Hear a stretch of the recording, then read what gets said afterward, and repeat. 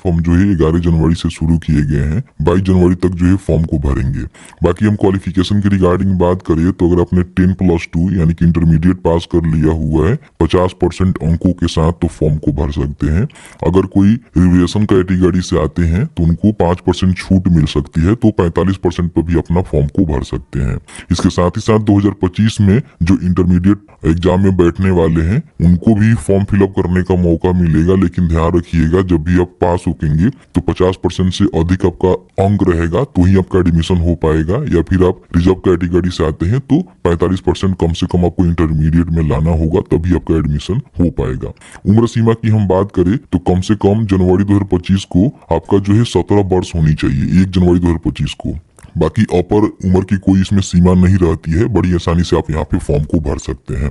Form देखिए, सबसे पहले फॉर्म भरने के लिए यहाँ पे रजिस्टर न्यू कैंडिडेट का जो बटन है ना, इस पे क्लिक करके अपना जो भी रजिस्ट्रेशन है वो आपको करना होगा। सबसे पहले जो भी कैंडिडेट का नेम है वो यहाँ पे भरेंगे, उस नेम को कंफर्म करेंगे, मेल आईडी यहाँ पे डालेंगे, मोबाइल नंबर यहाँ पे डालेंगे, पासवर्ड एक सेट करेंगे। पासवर्ड आपको बता देते हैं, एग्जांपल के तौर पे मान लीजिए आपका नाम राम है तो राम में आर बड़ा रहेगा और इस तरह से लिखेंगे। कोई स्पेशल कैरेक्टर वगैरह कुछ भी लगा सकते हैं और कुछ यहाँ पे अंक लगा देंगे, ठीक है। तो इस तरह से अपना जो पासवर्ड है उसको यहाँ पे डालना है और इसी पासवर्ड को यहाँ पे कंफर्म करना है, ठीक है। उसके बाद यहाँ पे रजिस्टर के बटन पे क्लिक करना है। अब यहाँ पे आपने जो भी मोबाइल नंबर दिया हुआ है ना उस पे एक ओटीपी सेंड किया गया है, ओटीपी यहाँ पे डालेंगे, रजिस्टर के बटन पे क्लिक करेंगे। तो इस तरह से आपका जो रजिस्ट्रेशन है सक्सेसफुल कंप्लीट होता है। अब यहाँ पे आपको लॉगिन करना है। देखिए, मोबाइल नंबर दिया था उसको डालेंगे, जो अपने पासवर्ड क्रिएट किया था उसको डालेंगे। पासवर्ड अगर आप भूल जाते हैं तो यहाँ से फॉरगेट भी कर सकते हैं। लॉगिन के बटन पे क्लिक करूंगा। अब यहाँ पे सबसे पहले अगर आपके पास बिहार स्कूल एग्जामिनेशन बोर्ड का यूनिक आईडी है तो आप यहाँ पे डाल दीजिएगा, क्योंकि देखेंगे जो भी 2024 में पास किए होंगे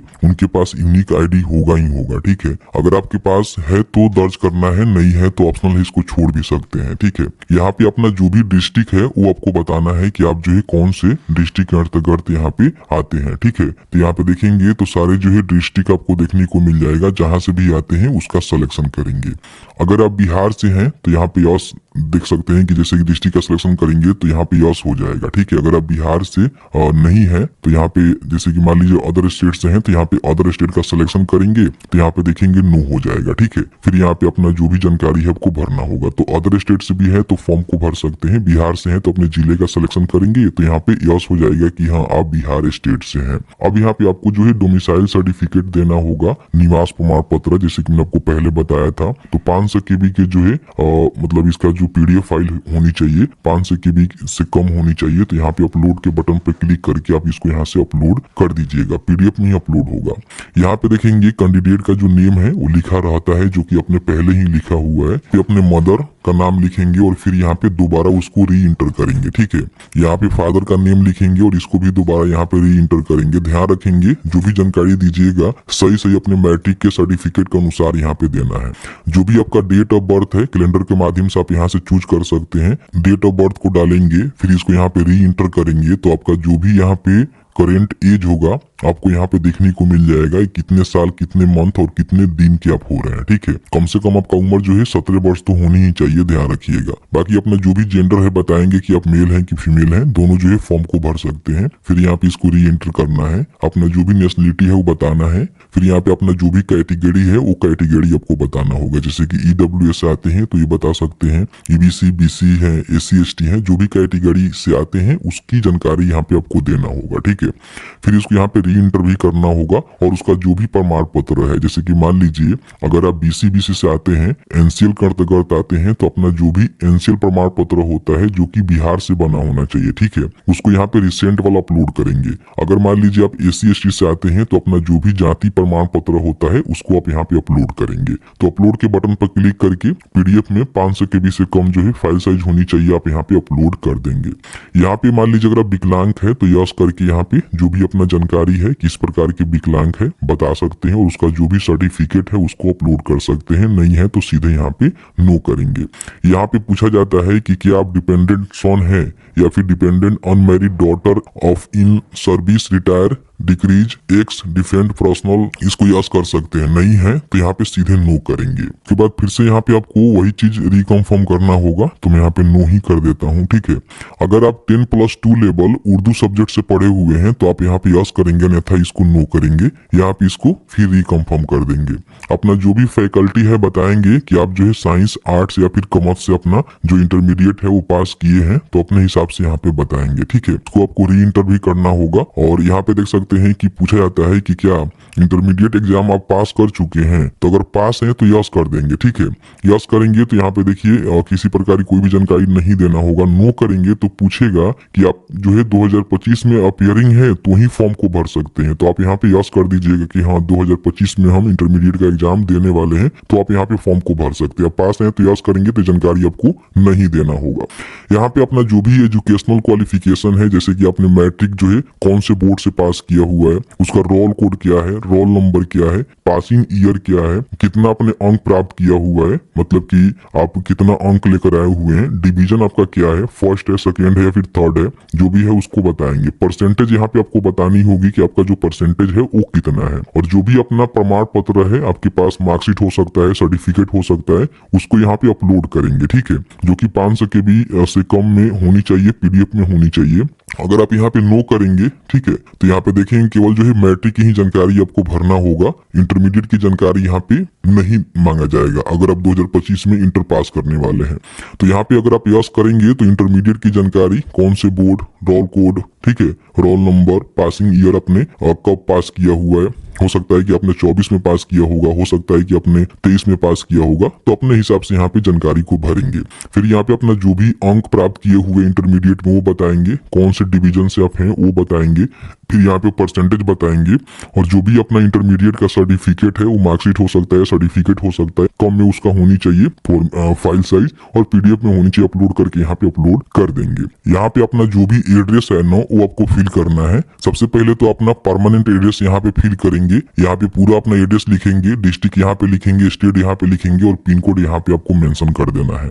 अगर आपका परमानेंट और वर्तमान यानी कि जो प्रेजेंट एड्रेस है दोनों सेम है तो आप यहाँ पे टिक कर देंगे, तो दोनों सेम हो जाएगा। अलग अलग है तो अलग अलग आप यहाँ पे फिल करेंगे। बाकी यहाँ पे अपना जो भी आधार नंबर है उसको यहाँ पे डालना होगा। अगर आपके पास आधार कार्ड नहीं है तो आप इसको टिक करके इसको नहीं दे सकते हैं, लेकिन अगर आपके पास आधार कार्ड है तो यहाँ पे जरूर इसको दे दीजिएगा। ठीक है, उसके बाद थोड़ा सा ऊपर आएंगे तो यहाँ पे जो भी आपको फोटोग्राफ सिग्नेचर है अपलोड करना होगा। ध्यान रखिएगा जो भी फोटो अपलोड करिएगा वो कलर होना चाहिए, लेटेस्ट पासपोर्ट साइज फोटोग्राफ होना चाहिए व्हाइट बैकग्राउंड के साथ। ठीक है, इसमें मेंशन किया गया है 20 से लेकर जो है 100 KB के बीच में इसका साइज होनी चाहिए। JPG में आप यहाँ पे अपलोड करेंगे।